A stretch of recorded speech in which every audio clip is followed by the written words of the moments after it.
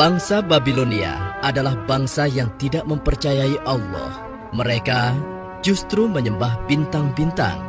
Salah satu dari bintang tersebut adalah Marduk, yang merupakan bintang terbesar dalam pandangan mereka. Para imam membangun kuil suci bagi Marduk. Selain Marduk, mereka juga menyembah Namrudz, raja mereka. Siapakah Tuhan kalian? Engkau, wahai Namrudz yang agung. Siapakah Tuhan kalian? Engkau, wahai Namrudz yang agung. Siapakah Tuhan kalian? Engkau, wahai Namrudz yang agung. Bagus. Kalian orang-orang yang cerdas. Akulah Tuhan sekalian alam. Demikianlah keangkuhan seorang Namrudz. Ia merasa besar dengan kekuasaannya, dan ia benar-benar mengangkat dirinya sendiri menjadi Tuhan yang perintahnya harus ditaati. Sampai pada suatu ketika dalam sebuah pertemuan agung dengan para peramal, salah seorang di antara mereka menyampaikan, Yang mulia, sebagaimana yang kami lihat dari posisi bintang-bintang, di negeri ini, tahun ini, akan lahir seorang bayi yang akan mengajak rakyat kepada agama baru yang akan meruntuhkan kerajaanmu. Berhati-hatilah, Yang mulia. Apa yang dikatakannya benar. Sebaiknya Yang Mulia segera mengambil tindakan. Baiklah. Aku percaya. Mulai saat ini, semua bayi laki-laki di Babilonia harus dibunuh. Semuanya. tanpa pikir panjang, Namrudz mengambil keputusan yang sangat mengerikan. Serta-merta, ia mengerahkan seluruh tentaranya untuk membunuh semua bayi laki-laki di Babilonia. Sementara itu, di sudut kota Babilonia, tinggallah seorang pembuat patung terkemuka bernama Azar. Ia sangat terpukul mendengar perintah Raja Namrudz, Tuhannya selama ini. Dikarenakan istrinya tengah hamil tua dan tinggal menunggu waktu untuk melahirkan anak pertamanya. Wahai istriku, sungguh aku takut tentara Namrudz akan menemukan engkau dan membunuh anak kita yang akan terlahir nanti. Demi Marduk Tuhan kita, aku akan membawamu keluar dari sini. Kita harus bersembunyi hingga keadaan aman. Oh, baiklah. Kalau begitu, aku akan bersiap-siap. Wahai Namrudz yang agung, semua bayi laki-laki di negeri ini telah kami bunuh tanpa kecuali. Bagus. Namrudz demikian puas mendengar laporan tentaranya. Dia merasa aman sekarang. Tahun demi tahun pun berlalu. Anak Azar yang telah disembunyikan itu telah tumbuh menjadi anak yang kuat dan cerdas. Ia bernama Ibrahim. Suatu ketika, Ibrahim bertanya kepada ibunya, Ibu, tahukah engkau siapa Tuhanku? Ya ampun, kenapa dia bisa bertanya seperti itu? Akulah Tuhanmu, nak. Lalu Tuhan ibu siapa? Tuhan ibu, sudah pasti ayahmu. Kalau begitu, Tuhan ayahku siapa? Ibrahim, kenapa kau bertanya seperti itu? Tentu saja Namrudzlah Tuhan ayahmu. Lalu Bu, siapa Tuhan Raja Namrudz? Ya Tuhan, bagaimanakah aku harus menjawabnya? Jangan-jangan inilah anak yang dikhawatirkan oleh Raja Namrudz. Inikah anak yang akan mengubah agama dan kepercayaan masyarakat Babilonia? karena tidak puas dengan jawaban sang ibu, Ibrahim kecil pun keluar dari gua, dan ia mencoba mulai mencari siapa Tuhannya. Malam pun datang. Saat itu bulan purnama bercahaya menerangi malam. Wow, inilah rupanya Tuhanku. Ibrahim kecil sangat kagum dengan bulan purnama itu. Sekali lagi ia yakin itulah Tuhannya. Tetapi tatkala pagi menjelang, Kenapa dia menghilang? Kemana sinarnya tadi? Dia pasti bukan Tuhan. Wow, ini pasti Tuhanku. Indah sekali. Besar dan sangat terang. Pasti dia kuat sekali. tetapi malam pun datang.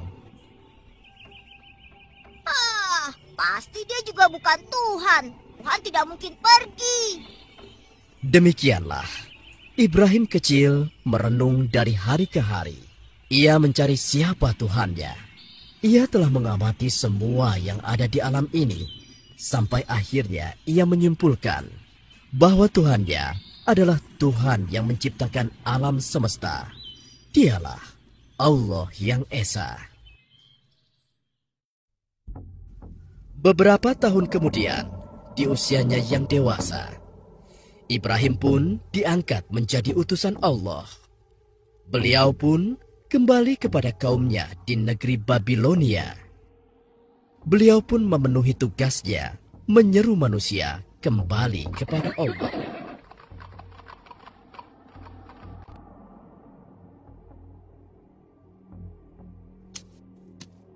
Wahai kaumku, kenapa kalian sembah patung ini? Bukankah ia tidak dapat mendengar, juga tidak dapat bergerak dan membantu kesulitan kalian? Oh, kalian Usir berpikir saja, biarkan saja dia. semoga Allah memberi petunjuk.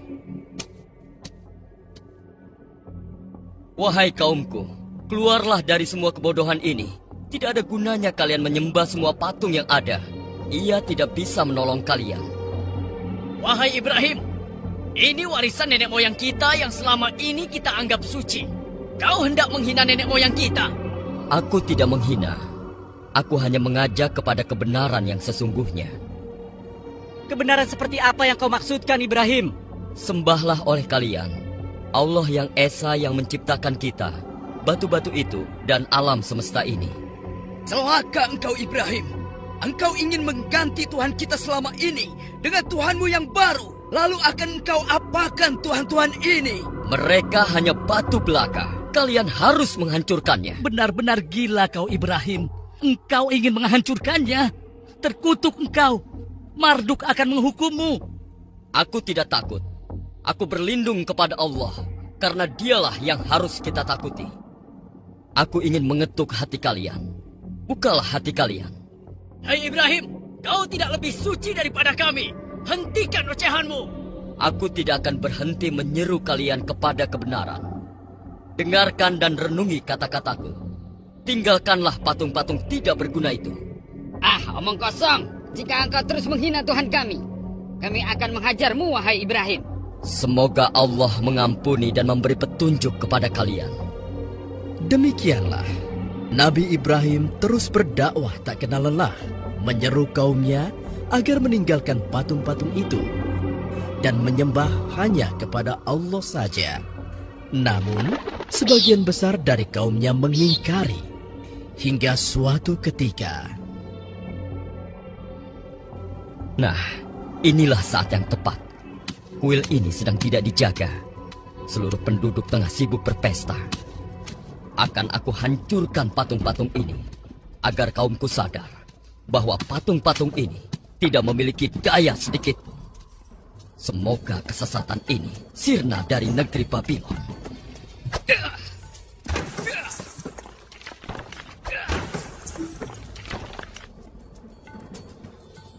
Nabi Ibrahim menghancurkan semua patung-patung milik kaumnya, kecuali berhala yang paling besar yang disebut Marduk.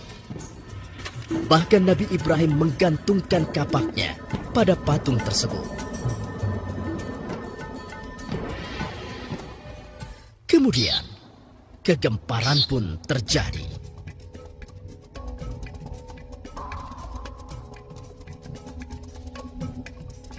Apa yang telah terjadi di sini? Kenapa Tuhan-Tuhan kita hancur begini? Siapa yang melakukannya? Hanya Marduk yang tidak disentuh. Lihat, hanya Marduk yang utuh. Wahai Itsar yang agung, siapakah yang menghina engkau seperti ini? Mimpikah yang kita lihat ini? Celakalah kita semua. Siapa yang melakukan ini? Jangan-jangan Ibrahim. Karena hanya dia yang berniat melakukan hal ini. Kita seret dia ke sini. Betul, betul. Seret saja dia. Ayo seret. Seluruh penduduk negeri Babilonia gempar. Mereka marah, tidak menerima kenyataan yang ada. Dan mereka sepakat kemarahan itu harus ditumpahkan.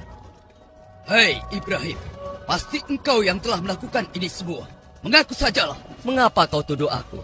Mengapa tidak yang lain? Jangan mengelak kau, Ibrahim. Hanya kau yang memiliki niatan seperti itu. Apakah kalian sudah menanyakan pada sosok yang memegang kapak? Kau sudah gila. Mana bisa dia berbicara? Apalagi bergerak menghancurkan patung yang lain. Nah, apabila mereka tidak dapat bergerak, apalagi menolong dirinya sendiri, mengapa kalian masih menyembahnya? Jangan ceramahi kami, Ibrahim. Aku hanya ingin menyadarkan kalian, menyelamatkan kalian dari dosa dan kesesatan ini. Tidakkah kalian menyadarinya?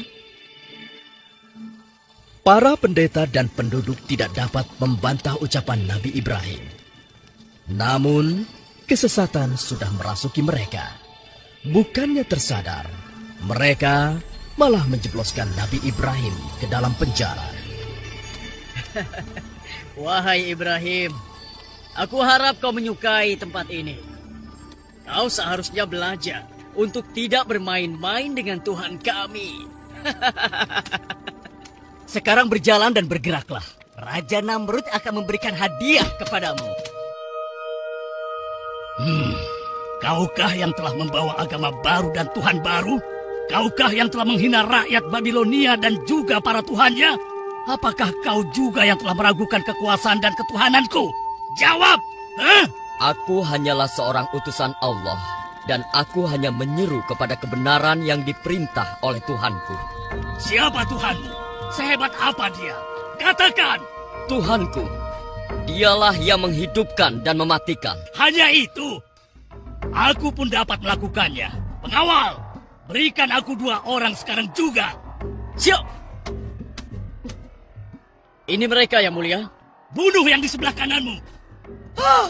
Ampuni hamba. Sekarang, biarkan yang satunya pergi. Beri hadiah untuknya agar dia menikmati kedermawananku. Beribu-ribu terima kasih untuk engkau, wahai Namrud yang agung. Engkaulah Tuhan kami. Saksikan itu, Ibrahim. Aku bisa memberikan hidup kepada seseorang dan mengambilnya dari orang lain. Kini coba kau terbitkan matahari di sebelah barat, sebagaimana Tuhanku telah menerbitkannya di sebelah timur setiap pagi. Kau masih juga meragukan ketuhananku. Beraninya kau menghinaku, Ibrahim. Aku tidak bermaksud menghina. Jika kau memang Tuhan, kau pasti bisa melakukan apa yang kukatakan. Kurang ajar. Kau pantas disiksa. Pengawal, bakar dia. Bakar saja. Betul. Siksa! Siksa saja dia! Siksa! Biar dia siksaan dari Namrud. Siksa dia! Apinya besar sekali. Apinya sangat besar.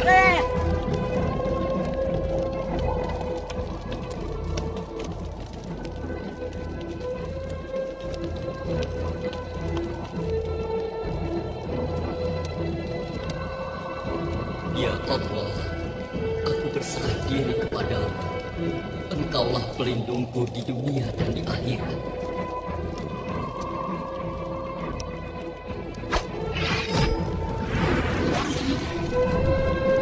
Hasbunallah wa ni'mal wakil. Ni'mal maula wa ni'mal nasir. Wahai api, menjadi dinginlah dan menjadi keselamatanlah bagi Ibrahim.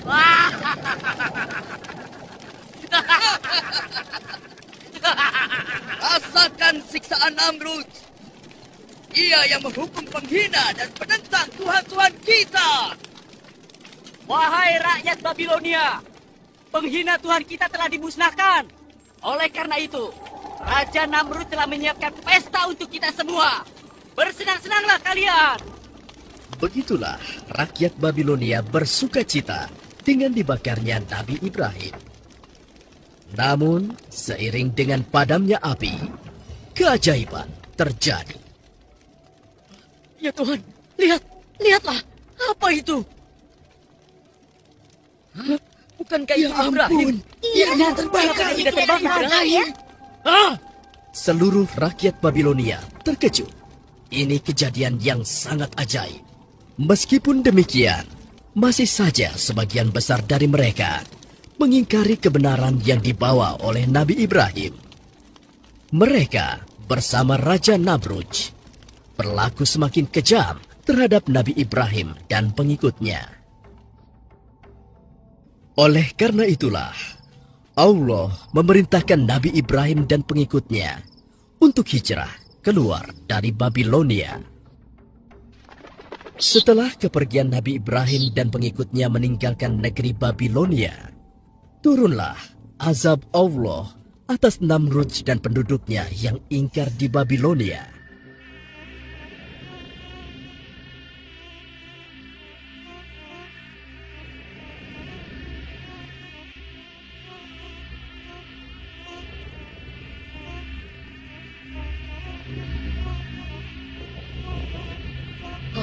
Ini datang dari mana ini? Kurang ajar.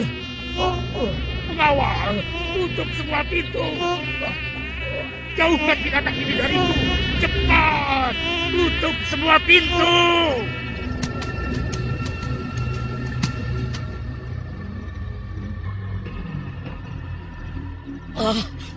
Mengapa bisa begini?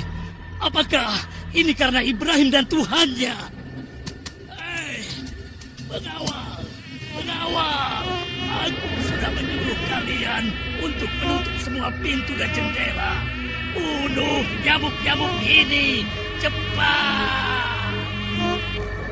Raja Namrud berteriak-teriak seperti orang kesurupan.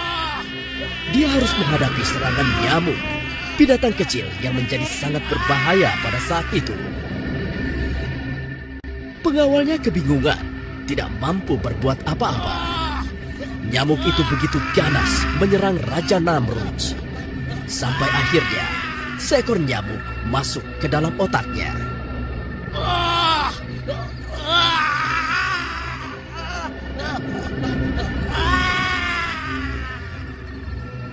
Demikianlah, Raja Namrud yang congkak dan sombong mati dengan cara yang mengenaskan.